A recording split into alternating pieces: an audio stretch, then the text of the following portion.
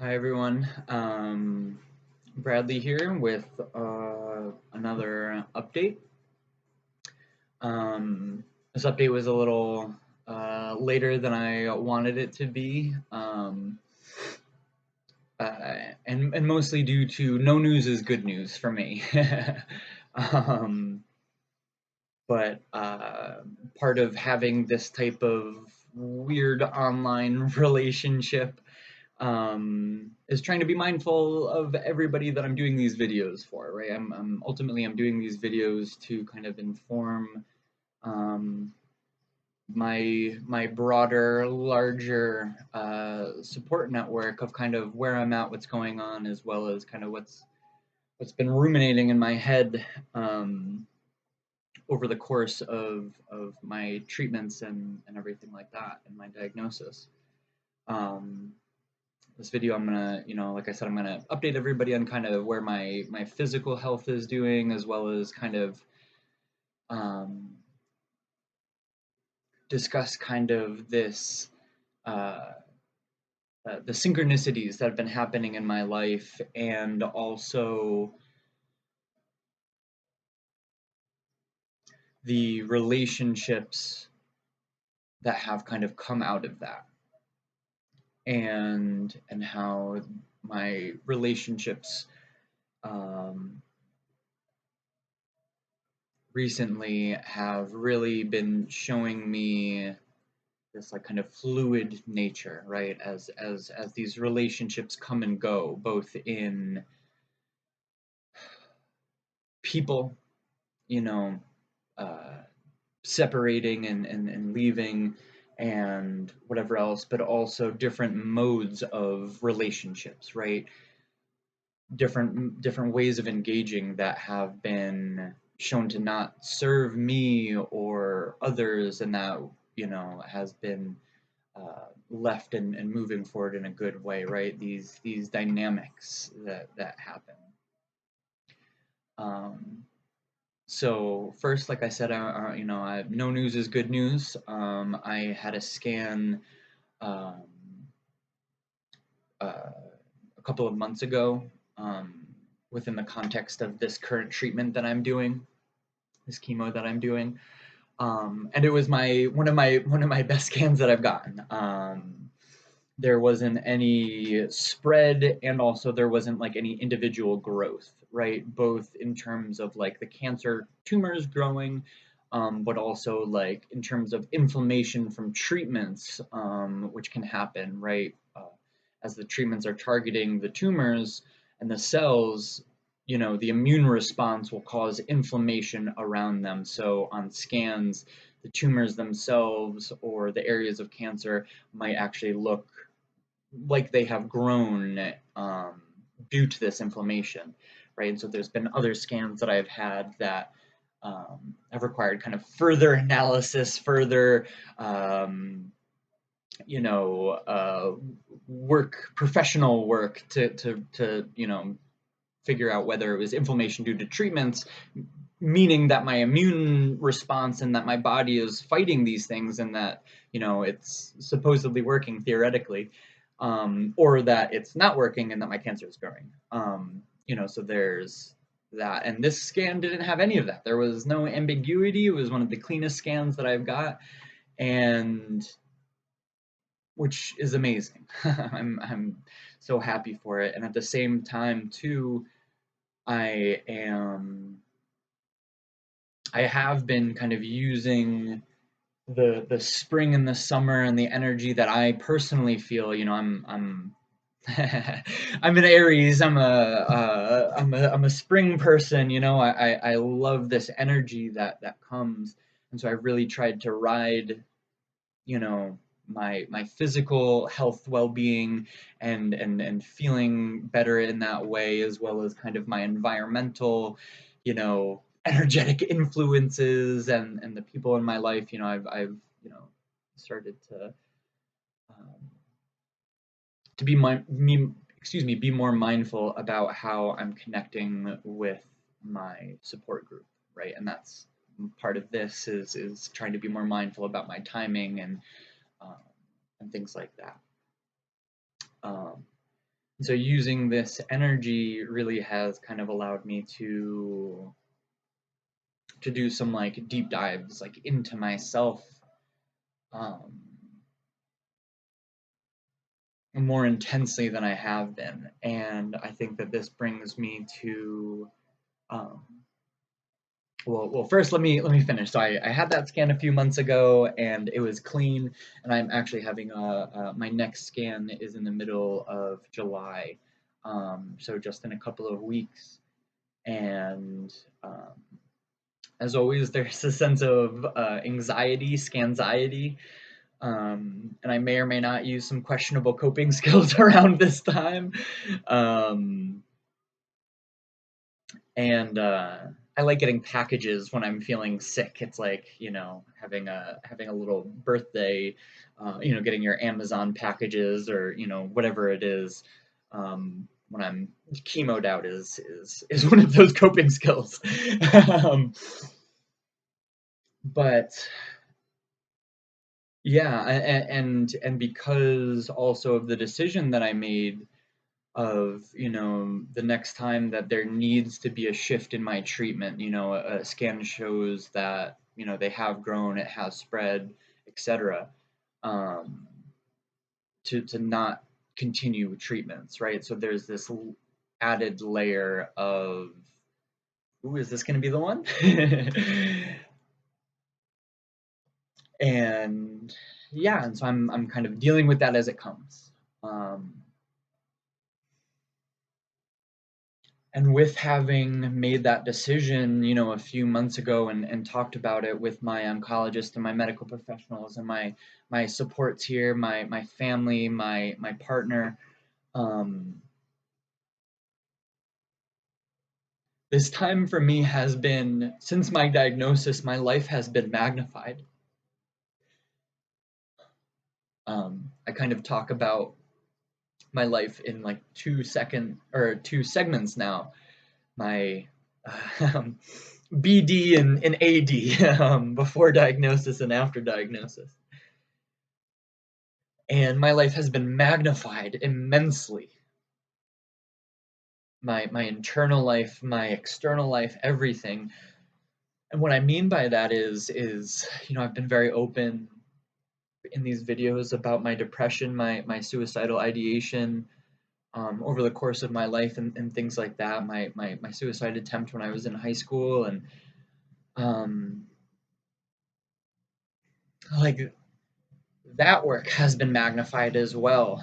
The healing that I did to get to a point where I was embracing and choosing life. Not I'm not saying that my depression was cured or is cured or anything like that, or I don't still have, um, I won't say suicidal thoughts. I don't have that, but with getting a terminal illness, having the thoughts of uh, kind of adjacent to that, I would say. And I think that that's very natural. Of just being like, oh, how easy would it be for me to just stop doing whatever and let this take over? And I think that's very natural. And I've talked to a number of other terminally ill people about that, and even non-terminally ill people who have uh, cancer diagnoses. Primarily, that's who I'm talking to. But any of those things, how just kind of having those thoughts, and so as my relationship with myself and my healing has changed, I say all the time, my depression, my suicide, my um, all of these things that have caused me so much suffering in my life. Getting to know myself and getting to know those aspects of me and integrating those things and doing my work and doing my healing really prepared me for having a terminal diagnosis. I've said before, I love dark humor. I'm born April 1st. My life has been a joke since day one, and to me, you know the humor of wanting to die for so much of my life and then choosing to live and embracing life and then getting slapped with a terminal diagnosis. It's not lost on me. I love it. I don't love it, but I love the irony, the dark humor, the joke of my life, and I don't mean that in a self-deprecating way at all. I mean that in that's beautiful to me. That to me that shows an aspect of the divine that resonates so deeply with me in that humor, in that way. And I think that this kind of brings me to kind of these synchronicities and these relationships. Um, for me, synchronicities, for anybody who doesn't know, are kind of those more more meaty, more meaningful coincidences in our lives, and they can be, you know, a small example, a small synchronicity that I think that we can all relate to and that we've all experienced in our lives is, you know, I'm talking about so and so to one of my friends, and then they call me. Within a few minutes, or within that day, or within that span of that conversation, as they're still in my mind, as I'm still, being present with them from afar. You know what I mean? And then having them reach out and, hey, how's it going? I was, whatever. And we can say, oh, you're on my wavelength, you're in my mind, whatever the thing is. But to me, that's synchronicity. That is the universe going, okay, all right, we see what's going on. Let's put you guys together. Um, and we, and for me, synchronicity is like the language of the universe. It's the language of the divine. It's the language of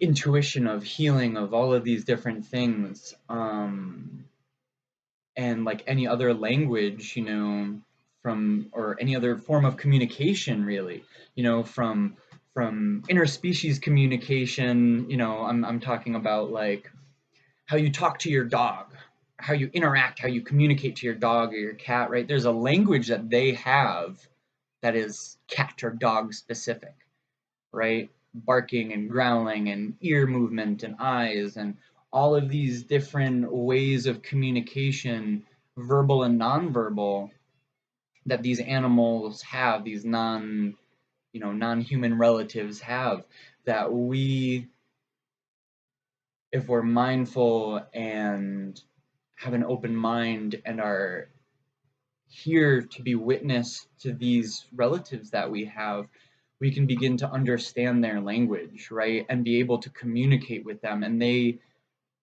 as a pet, they reciprocate that. They see that. They go, oh, I get you're trying to talk to me right now. um, and and I think that extends to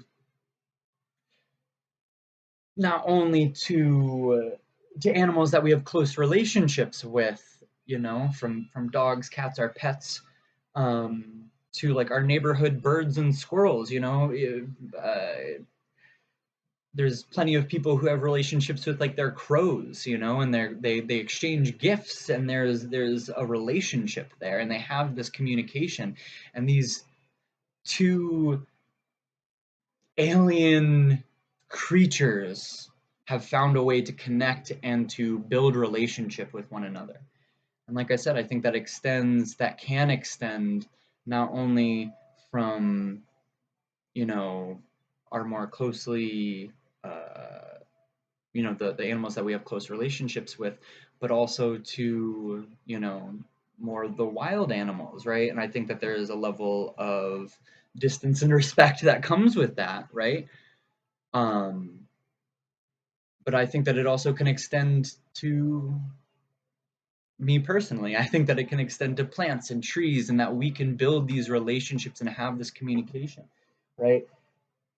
There's legitimate scientific studies that show that trees communicate with each other, that they have a language, that they have a way of relating to one another, that these things that we don't consider sentient creatures, or not even sentient creatures but conscious creatures, right? They aren't animals, they're plants, but that we know scientifically that they communicate not only to themselves but to the fungus that is interconnected and symbiotic with their relationships to the other plants that are around them, right? There's been studies that have shown, that there's an alert system too. They communicate not just, hey, this sun is looking good over here, let me move in this direction, right? But they recognize, oh, there's a noise of a chainsaw, let's move away from that, and let's communicate to everybody else to move away from that. And please look up these studies. They're legitimate scientific studies. Um, and not only that they communicate, but they respond to our communication. There's studies of plants listening to music and how they grow and how they change, and the energy of their being, right? We can see this in the plants that we care in our house, right? The ones that we love and that we build this relationship with, and that we clean their leaves and water them and take care of the bugs and whatever else. um, you know they blossom. And I think it's about having that relationship and understanding that level of communication, right? And so if we can extend this mental exercise, this framework, from you know humans and people that we are comfortable with communicating with, and I mean that as like humanity as a whole, right? um, to our more closely interacting animals, to more wildlife, to non-animal living creatures, to further and further out, right?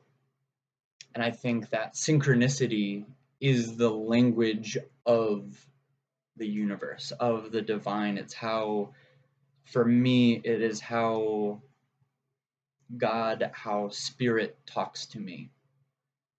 And like any other language, there's a level of, I don't know what you're saying. When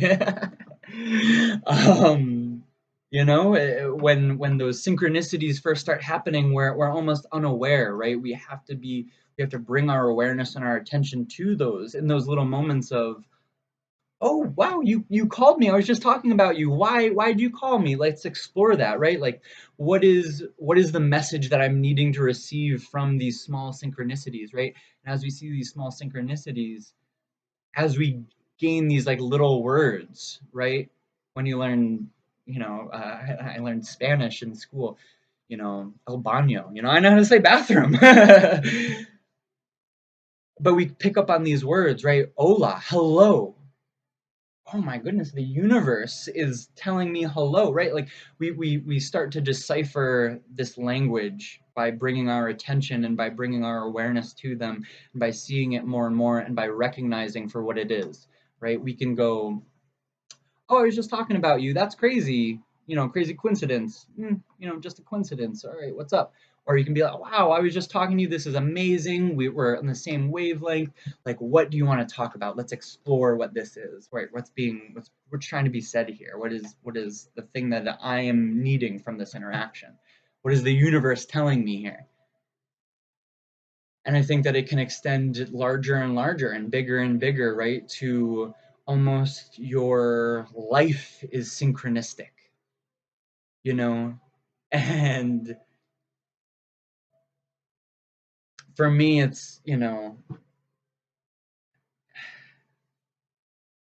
I've been feeling that, right? And I think that it goes with intuition to be able to listen in this way.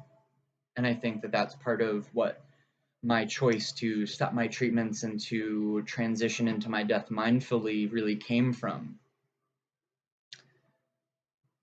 Animals, don't have our, prefrontal cortex and our human aspect, right? We can cognize and we can uh, think on a different level, right? And I think that in some ways that level of intellect, or the way that we engage our intellect, especially now in the society that we have, kind of really emphasizes that intellectual aspect, and doesn't necessarily emphasize our intuition, which I think is like spiritual intelligence. And this intelligence that we have can cloud that, right?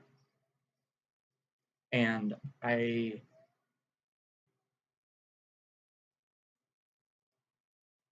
example that I'm going to use is, for those of us who have had a pet pass away from old age. My family dog right now, Zia, who's 13-ish, is starting her decline. For those of us who have these animals and have these interactions, there's a shift when an animal says, "Okay, it's my time." And whether that shift comes quickly and they kind of isolate themselves and go off and die in that way, or they just kind of start slowing down. And like my dog Zia, she's been spending a lot more time outside, under the specific bush in our backyard that one of our other dogs who passed away in the last couple of years, from old age and also cancer, that was where she decided to spend her time in the last few weeks of her life, was underneath this bush. And so in my mind, it's kind of like the death bush. I might go curl up there sometime too. But she's been spending a lot more time kind of underneath this bush, and she doesn't want to come in at night, and she's, it's just this sense, and we can tell, and that she's kind of slowing down, but still enjoying her life. Still enjoying her life and enjoying the time that she has. And a few months ago, when I made this decision, it was obviously an intellectual decision, partly. Partly an intellectual decision, of not wanting to be sick and poisoned,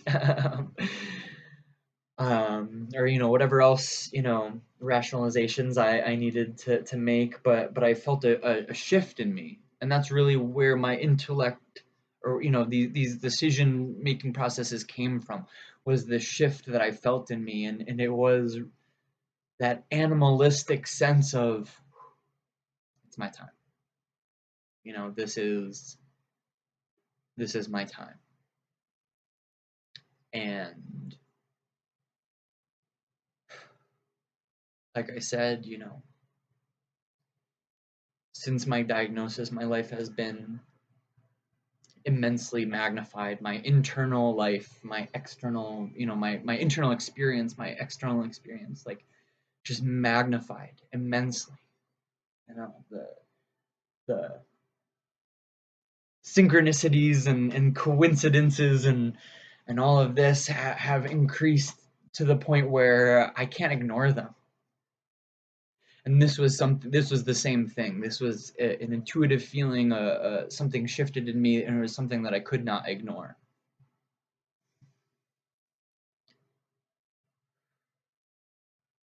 And I had to honor that, as a part of myself, as a part of my being. And so that's, where this decision came from, of moving mindfully into this transition of my death.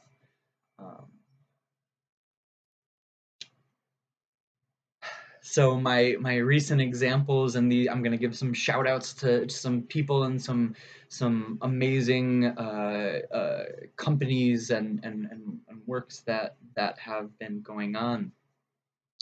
My example, the start of my example of these synchronicities, is when, at the beginning of my diagnosis, some of my support groups, some of my friends, family, gave me a bracelet. Thank you, Justin, Nick, and Laura.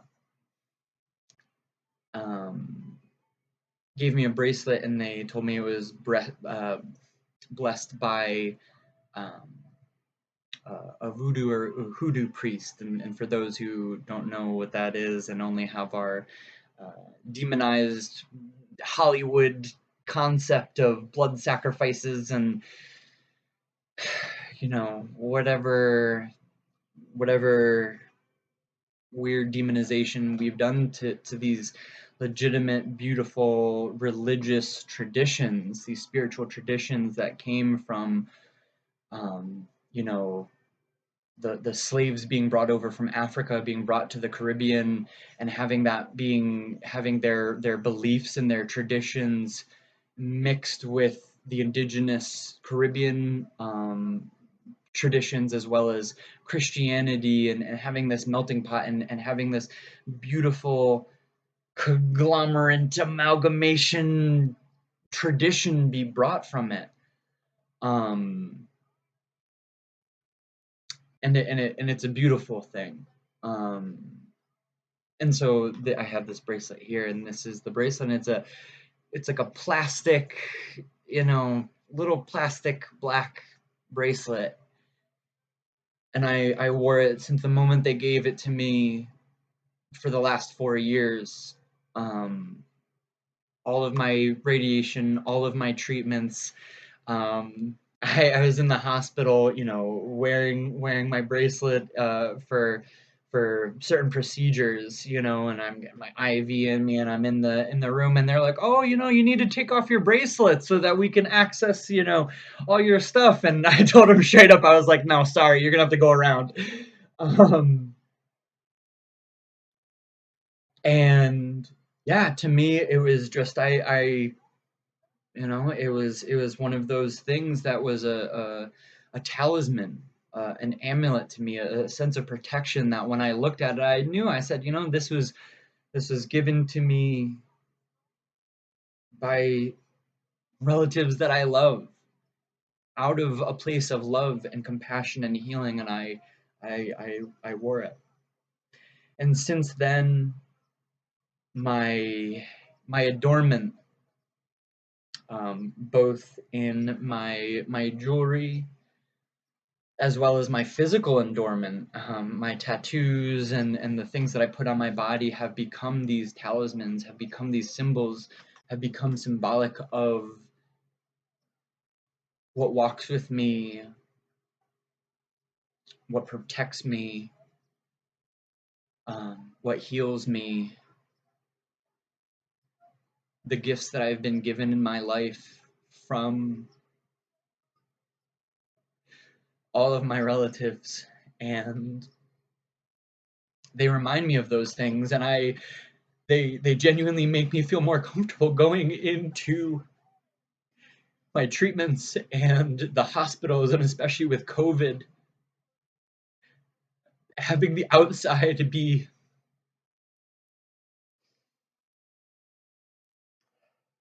potentially fatal to me, interacting with people and going outside, and the anxiety that goes along with that, of going into the grocery store still masked up, of being like, if this cashier breathes on me, they might give me something that I can't recover from. And they don't take place of the healing and the medicine that I receive from Western medicine, right? From my chemos and my radiation. Their addition, they're complementary. They make this healing feel whole to me, or a part of why this healing feels whole to me. And that's a little funny to say to me, because the treatments that I do aren't to heal me, to cure me. They're to prolong my life. And And so when I talk about the healing that I've done and the gift that my diagnosis and the gift that cancer has given me in terms of being able to dive so deeply into my internal self, into my internal healing, and to integrate all of these different aspects, all of these different things, and to engage with that healing with my family, and to see how that healing reverberates is such a beautiful gift that I am grateful for every single day of my life. And these bracelets, these talismans, these things are such a part of that, are such an aspect of that whole holistic healing. And at the time that I made this decision to stop my treatments, this bracelet broke.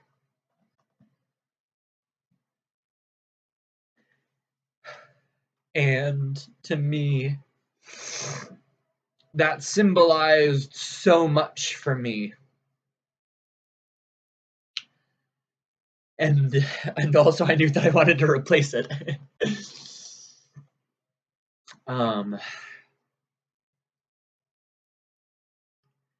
So, there's a lot of talk about manifestation, right? Especially kind of in like a new agey sense of, I'm gonna manifest, health and healing and fame and fortune, and I'm gonna draw these things to me, right? And I agree and disagree with this concept. For me, that the way that manifestation is presented and the way that I've seen it a lot is very passive. And as an Aries, as that spring initiator spirit that I have, that passivity doesn't sit well with me. I can say to the universe all I want. Oh, I want $1 million. And how many of these manifestations, these prayers go unanswered, right? And I think that it's a large part because of this passivity that goes along to it. It relieves us of that responsibility of like the work that goes along with manifesting something, of drawing something to us, of asking the universe, asking the divine, asking spirit, asking God for something. Um, and this is something that I've really thought about, especially in connection with like the synchronicity, right, of how you communicate with the relationship, right? And manifestation, I think, is a part of that language. Um, and so I've thought a lot about it, and it touches so many aspects of my life that I've even brought it up to, the high school lacrosse guys that I've coached. We start the season with this mindset of, we're going to get to the championship, we're going to win to the championship, we're going to win all these games, we're going to do this, we're going to do that, right? And you can say that like we try to manifest that, right? And as an athlete, we know that talk is cheap. um, you can talk a big game, but if you don't perform on the field or on the diamond or on the track or whatever it is, it doesn't really matter. And so for me, manifestation is so much more active, and it comes with uh, for me it's like a multi-component thing. It comes with intention, hard work, and awareness, not necessarily in that order. But intention is that like initial manifestation of, I'm looking for healing. I'm looking for patience. I'm looking for um, someone in my life who understands me. I'm looking for, whatever we're manifesting, right? This intention that we put out. And a lot of the times, in the way that manifestation has been kind of discussed with me, is that that's where it stops, right? I put it out there, it's good. It's no longer I'm washing my hands of this, and I'm gonna wait for the benefits to happen. Um, and so this intention goes along with the awareness that these synchronicities will happen. You put that intention out and the universe will respond, but we need to be able to listen and to be able to hear what it's saying and to learn its language, right?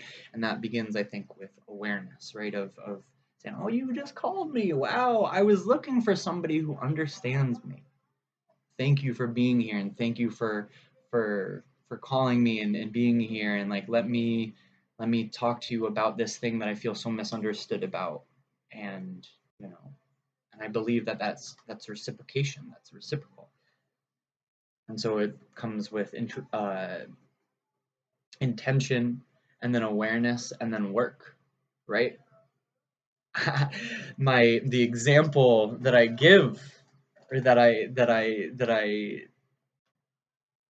use to describe this aspect is, there's a TV show, and I think that it's called The Good Place, but it has to do with kind of the afterlife, and there's like, you know, angels and whatever else, and so um, you know these people uh, these people are alive, right?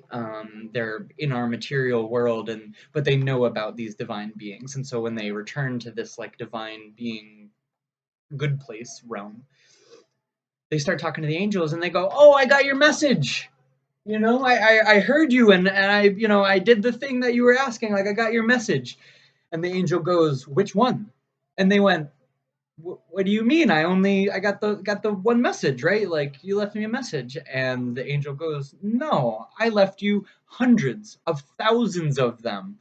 Like, like you just didn't see them. You weren't aware of them. They weren't communicated in a way that you could understand. There was a disconnect of that language." And I think that's such a funny, beautiful example of how I think that spirit, how the divine, how God, whatever, speaks to us in all of its different manifestations. But then it comes along with the work that we need to do once we see that, right? Once we recognize that. Um, when we pray for patience, we get all of the situations to test our patience. All of the slow drivers, and the people waiting in line who have a million items, and you're going, I gotta get home, I gotta get to my appointment, I gotta do this, and so you know you're not gonna get patience, you're gonna get almost the opposite of that. And it's the work. uh, it's that hard work that comes with recognizing those situations and those opportunities, right? Because we don't get the thing, we get the opportunity to develop the thing, right? We don't get patience, we get situations that require us to develop our patience.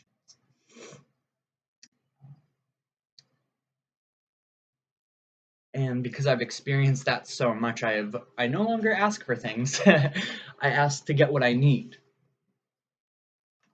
And that's generally my prayer, my my my manifestation is to get what I need, and then to listen real, real, real, real, real hard about what that is. Because I don't know. I know what I want. I know what I want. Um, but knowing what you need, what I need, is a little bit more difficult. Um, And I trust and have faith in the universe, in myself, that will happen. But also it requires me to have that intention of, I want this, I want what I need. And then the awareness to recognize that it might not be what I want or how I want it or in the way that I want it or need it, excuse me. But that, that acknowledgement and then the work that it takes to integrate these things is to develop different ways of being and engaging and relating. So my intention was a replacement, was something that felt similar to me, to have that talisman, to have that intention behind the item. And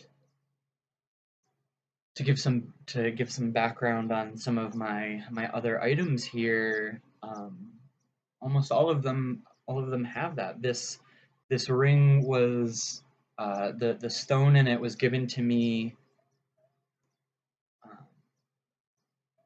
by a medicine person, by someone who knew that this relative in this stone could help me, right? And yeah, I feel it.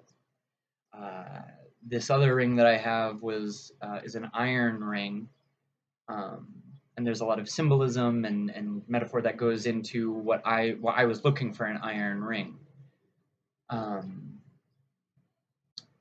And I found one from a blacksmith in Sweden. I am also Swedish descent, big on Vikings. And as you know, and I bought the ring because it was iron, and then I engaged with the blacksmith, with this artist, and the more I engaged with him, the more that I learned about his process and his belief behind the items that he makes and his intention behind it. And he really saw these things as something that you develop a relationship with, and that because it's iron, it rusts, and you need to take care of it, and you need to put lotion on it so that it doesn't, so that it's protected. And so this reciprocal relationship with these talismans, with these items, was from the get-go from this, and I wanted something similar. And just like scrolling on my phone one day, I came across a jeweler, and I looked at this bracelet, and I knew I wanted a circular one and not a cuff. And it was a circular bracelet made out of silver, and I was like, wow, that's amazing. That's incredible. I love that. That's, this is the thing. And I bought it. And this is the item. It's a beautiful silver. I believe that it's a cast silver. So they made a mold and poured the silver in, and I believe that's the process. And so I bought it purely on, like, this is the thing, and I felt that there was an aspect of it that I would feel some type of way if I didn't have. As this bracelet was blessed by a priest, I wanted some sort of intention with this, some sort of added vitality to it. And I reached out to the artist, the jeweler. Her name is Cheryl. And her company is called Misk Will, MISKWILL,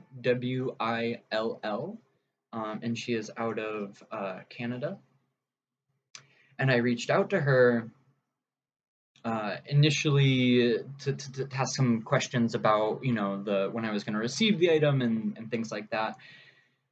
And she great communication and things like that. And I, part of my diagnosis is kind of embracing this like YOLO carpe diem, I'm gonna die soon, like let me go for it, mentality.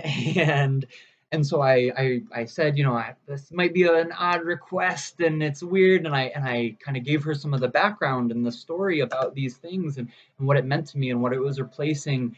And I said, can you, after you make the piece, can you sit with it? Can you be with it? Can you have this intention?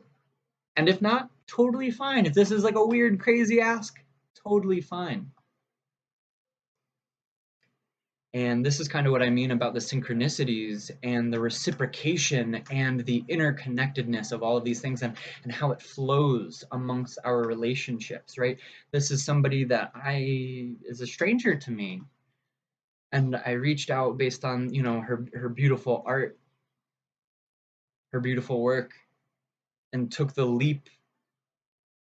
And to me, this nagging sense of, oh, I want, I want some prayer behind it, some intention, was my intuition. I felt it is my intuition being like, you should say this, or you should ask.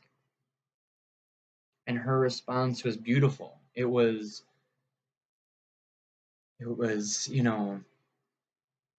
like, I thank you so much. It was not an odd request. I love hearing this.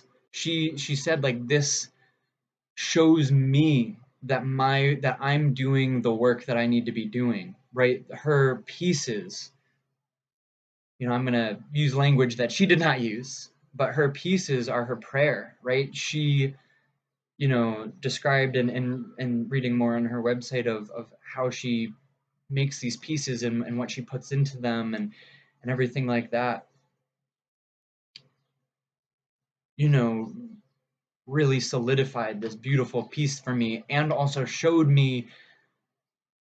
me that validation of that reciprocation of that listening to intuition and synchronicity, not from anything that happened to me, but from her going, wow, because you reached out, this is showing me my synchronicity, my universe, my divine is speaking to me through this relationship, through this ask, because you recognized this quality, this aspect of my work on some level, and reached out and took the time to talk and discuss about it.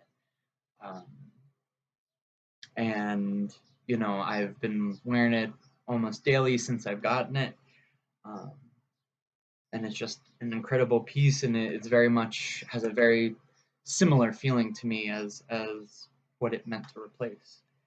Um, and at the same time, another artist jewelry shout out here, um, is I'm a big I really like rings.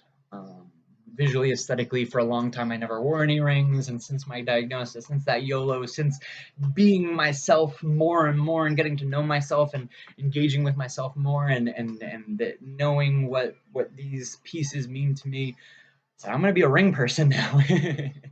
I've always had piercings and things, but never anything on my fingers up until you know uh, this was my first ring and second, and I wanted a signet ring. And for those who don't know the historical significance of signet rings, they're generally pinky rings, and they have like family crests on them. They're the things that the kings would wear back in the day, and put their stamp on it, and press their signet ring, their family crest, their lineage into their laws and memorandums and letters and whatever else they were wax sealing. So as a signet ring, it really, the symbolism behind it is really meant to remind you, to show you where you have come from, and what you're bringing, right? Like where your family is from, where your traditions are from, and I wanted something similar. to kind of honor that historical aspect of this style of ring. Because there's plenty of signet rings that are, you know, decorative and things like that, and same thing. It's funny to say that the internet is my vehicle of synchronicity, but same thing. I was just kind of online and, you know, not even really actively searching for this, just kind of being like, oh, it's something I'm looking for. And I came across a company out of Australia. Their name is Salty Dagger. Uh, and I came across this signet ring, and it's called Portal. And there's another kind of motif. I believe it came from tattooing of a portal, and you can see this as like a doorway, right? And there's usually a stairway leading up, and it that portal kind of signifies like the threshold of eternity, right? The portal to other, the portal to something else, right? A lot of these times the portals are depicted, you know, as a arched door frame with stairs and then like stars in the background, right? This journey to the cosmic whatever. And so it was named Portal, but it didn't have any of that imagery of the doorway, of the staircase, of these kind of traditional tattoo portal qualities.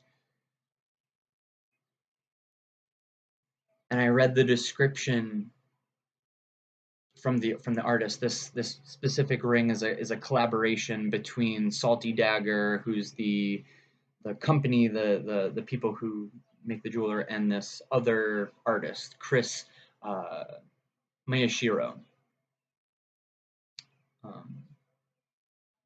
And these, he, you know, in the page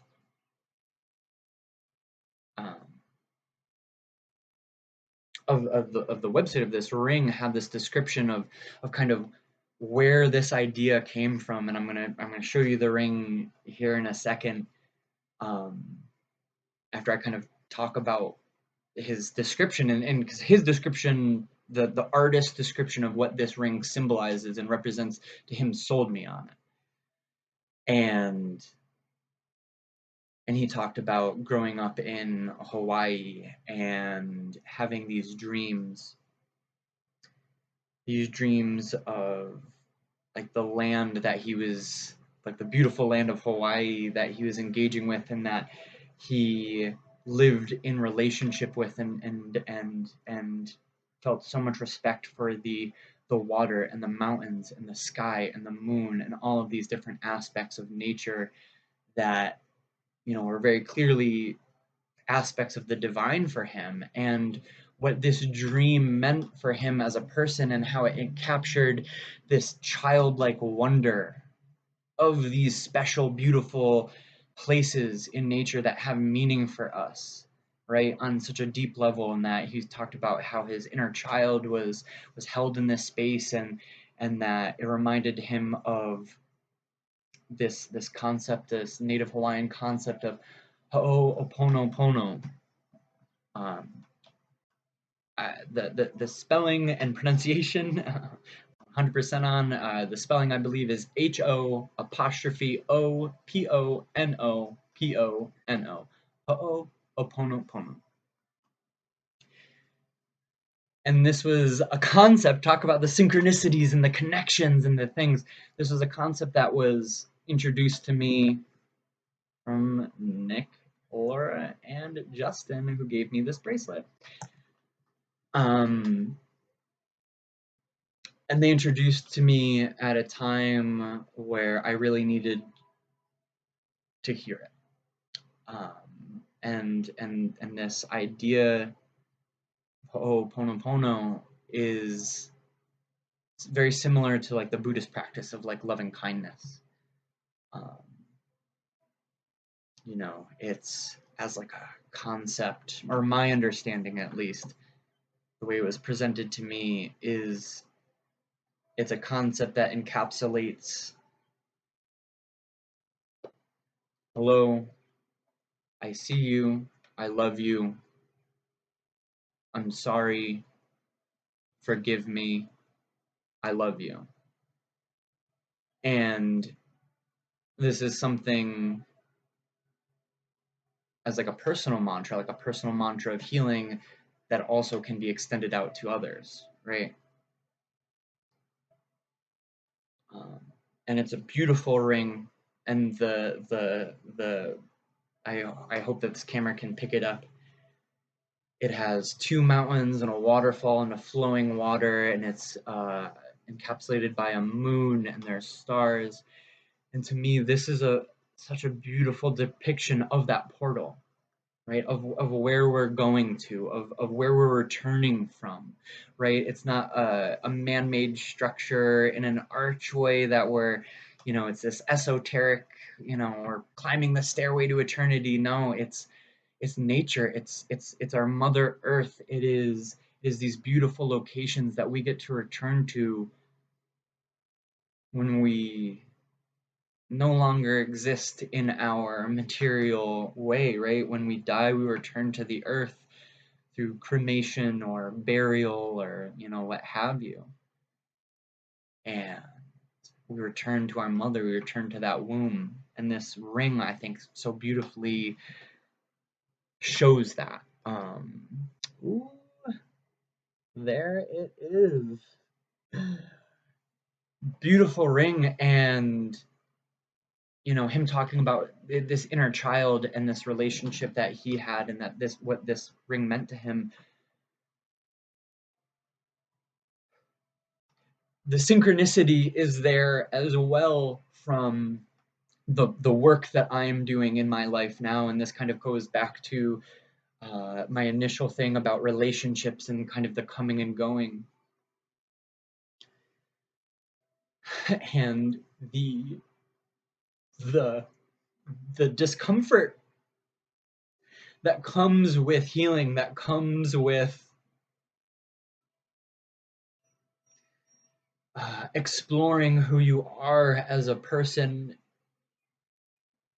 It's uncomfortable, especially when engaging with others, because their healing might not always be conducive to yours, or it might not be what you want, right? Or how you want it. And having moved back from my diagnosis, moved back from New Mexico, and really having my own life and starting my own life, and having to go back to live with my parents, thrown back into high school, having to be driven places, and it was very difficult. But that allowed me to really look at what those feelings were, or why I was feeling like I was in high school again, and kind of exploring my depression that I felt, and my relationship with life and death, and all of these things. I got to a beautiful opportunity to revisit those after having done years of decades of work to heal from them. But getting to the point of having done all that work and having these skills and having known myself, is that I felt safe and secure enough to come back to that place and to come back to these feelings and to integrate them even more and to become so much more who I am. So that kind of went from high school and kind of going back, and I've said that I'm emotionally aging in reverse, like Benjamin Button. Now my childhood stuff is coming up, and this is also at the same time of my family, my nuclear family is uh, uh, separating, and this disintegration of my nuclear family, um, I think, started with the death of my brother a few years ago, with him dying, and there was just kind of this, and my diagnosis. These things happened within a year of each other. This radical shift in my family dynamic, And now, after having done these conversations about these decisions that I've made in my life to transition to my death, my relationships with my loved ones are becoming more and more important to me. This is the time that I have to spend with them, and I want to spend it with them in a good way. And sometimes with your family, you can't do that. There's a lot of tension and dynamics and garbage and resentment and blah, blah, blah, blah, blah. And to engage with that is something that's so uncomfortable.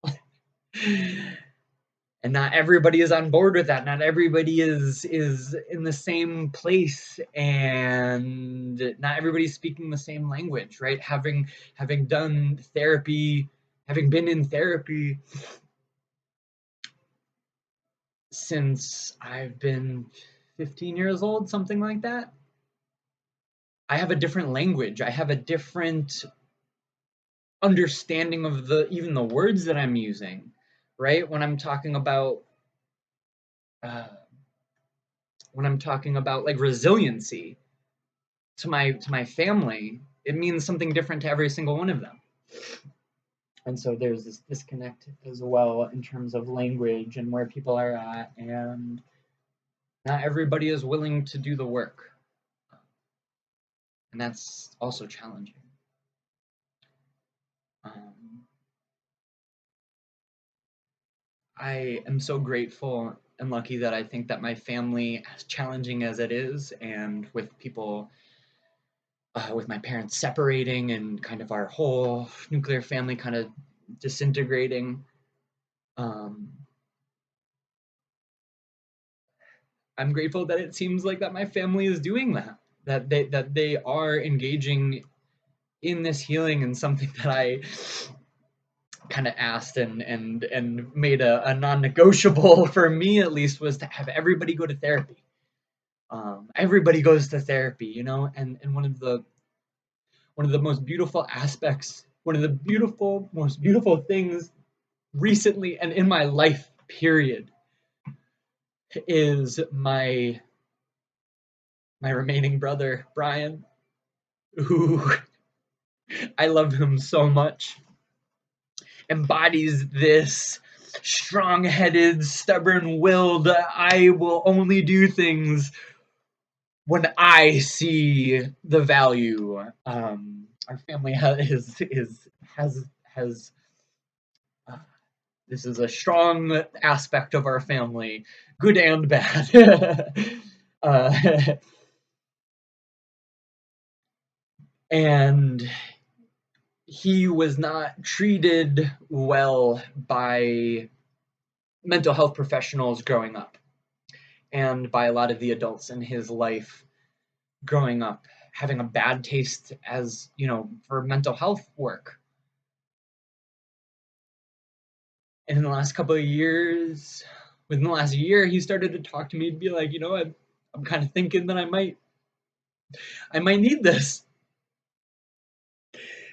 And he took it upon himself to find the one therapist from his experience with therapists, his forced experience with therapists, that really understood him, that connected with him, and he hunted this woman down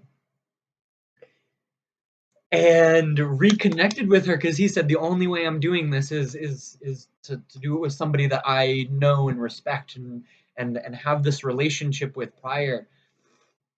And I think that she moved and got married, and so he did some investigation to find her, and he reached out to her, and he said, and on her website, she wasn't booking clients and whatever else, and he reached out to her and said, remember me? And she said, oh, and he said, I know you're not accepting any clients. Is there something that we can do? And she said, oh, you're not a new client, you're a returning client. I always have time for returning clients. And since then, he's been in therapy. And to know that my therapy, my healing started because of the hurt and wounds that I was experiencing in my family, and especially from the dynamic that my oldest brother and his relationship with his addiction, uh, created in our family that it wounded me so much growing up with it that I tried to kill myself, that I wanted to die, that I didn't want to be here. And that wound from him and his woundedness spurred me to heal, and that has carried over to my brother to inspire him to heal. Is like, I could die so happy just from that alone. Right here and now, I could drop dead and have my life be complete from that.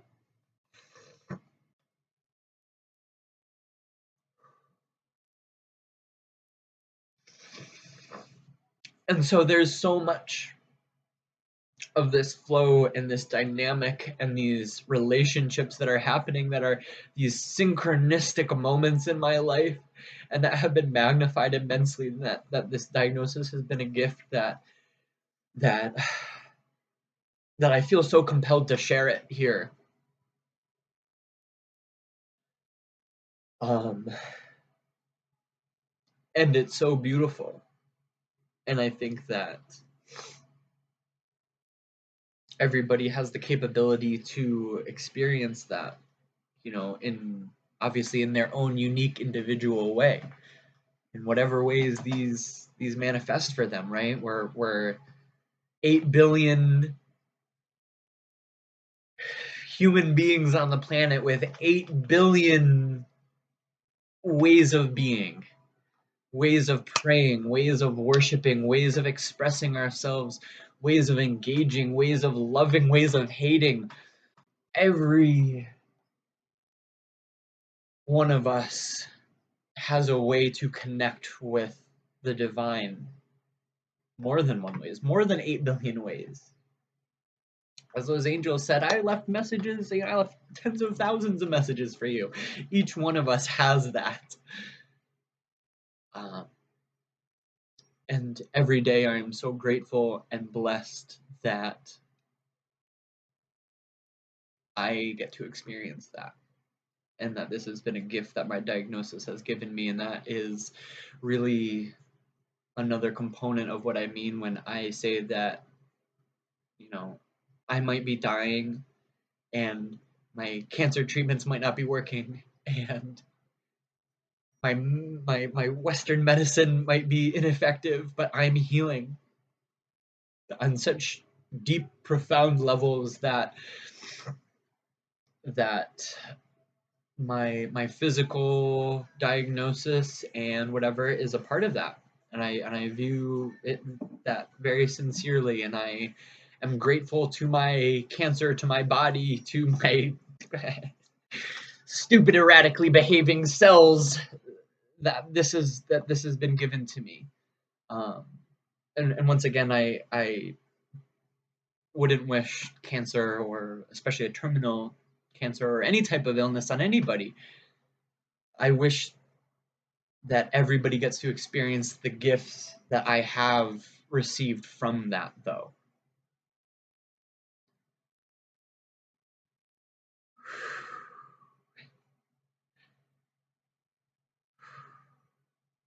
And I believe that healing, like I said, can reverberate out to those that need it. And that's where I'm going to wrap up. And I know that this was an incredibly long video. Thank you for being with me here in this way.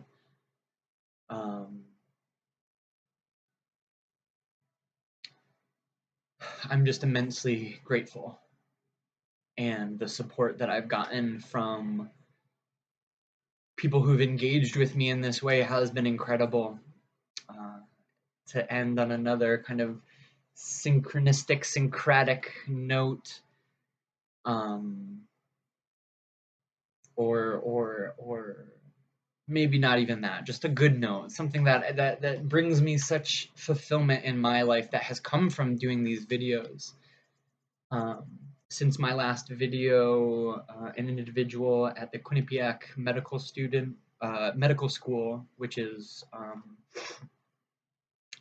medical school in our state. She reached out, and I've gotten the opportunity to come to classes for medical students and talk about my experience of being a terminally ill patient, being a person who is dying, being somebody who's engaged in palliative care, like this conversation that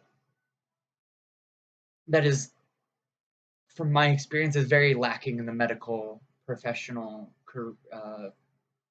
um, sphere, is these conversations of how to engage with somebody who's dying, how to really be with them, right? How to navigate saying, oh, you're gonna die, but you keep this treatment, and you're gonna poison yourself, and you're gonna feel crappy while you die, but it's gonna keep you alive, right? Like how to navigate these such tricky, complex, emotional. And so I've gotten to speak to these classes with these professors. I'm working with um, individuals in the administration that work on building case studies so that they can practice this. That I'm becoming a case study that this medical school is going to be using to train these doctors to have these conversations about healing, to engage with people. And also the med students themselves have reached out to me. I'm working with the med students to create a podcast about kind of what it means to have these kind of this like holistic mindset, these frameworks about death and dying that I think are kind of lacking in our Western medicine, but are very real to the patients, right? How do you, as a as a as a person who is educated in Western medicine, engage with a person who their cultural background believes in spirits, and they have such a drastically different concept of healing and death and dying, which might interfere with getting their treatments, right? They might say, well, I'm going to go and see my healer, and they're going to give me healing to, whether that's teas or plants, or et cetera, whatever it is, right? How do you balance that as a medical practitioner, right?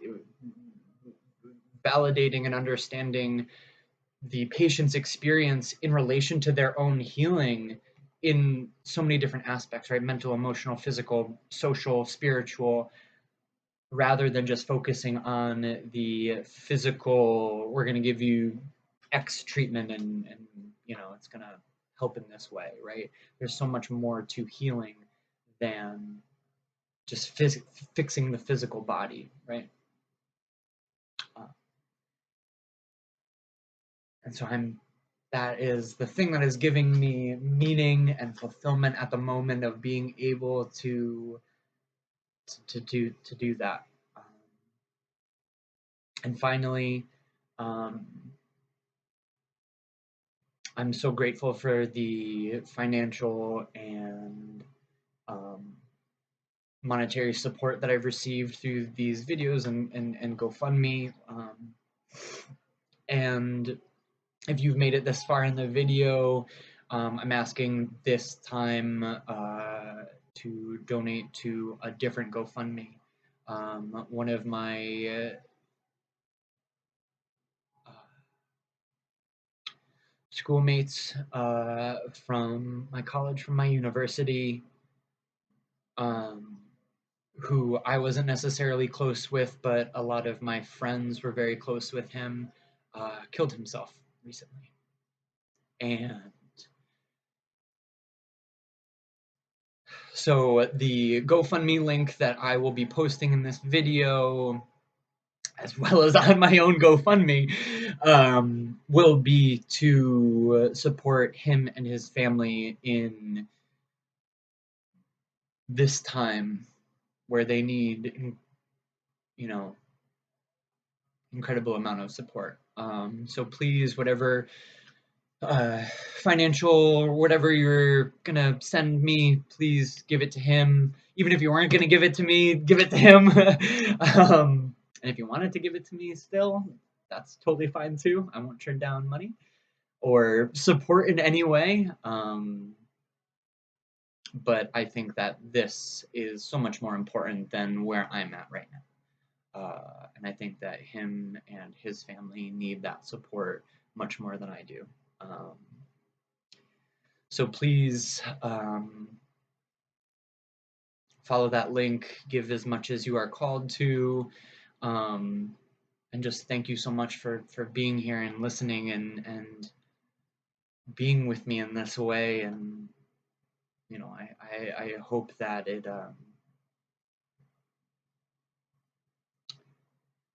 I hope that it causes some synchronistic connections for you as well. Um, to live in that beauty is such a gift. Um, and as I sign off on all of my videos with the Lakota prayer of Mitakuyasin, everything is my relative. My final shout out, my final plug will be to my good friend Gabby Rodrigue, who owns Gentle Bowl Studios in Connecticut, who made these t-shirts for me on my birthday and raised her funds. They fundraised for me on my birthday with these t-shirts. It says Mitakuye Asin across the top. It's a picture of a Connecticut mountain laurel, and that's what it says on the bottom as well. Because this is a Lakota prayer, and I'm not Lakota, the majority of, or a good amount of the funds that she raised, we kind of split into what were these printed T-shirts and to what was other printed things that did not have this prayer on. The money that I got from it, I will be giving to one of my Indigenous teachers in the next couple of months, which is she raised a couple $1,000, and so I'm so happy to be continuing the prayer that she had for me, continuing this beautiful work that she did because of our relationship that I get to continue and to give to the people who have taught me and given me so much. And so I'm presenting this to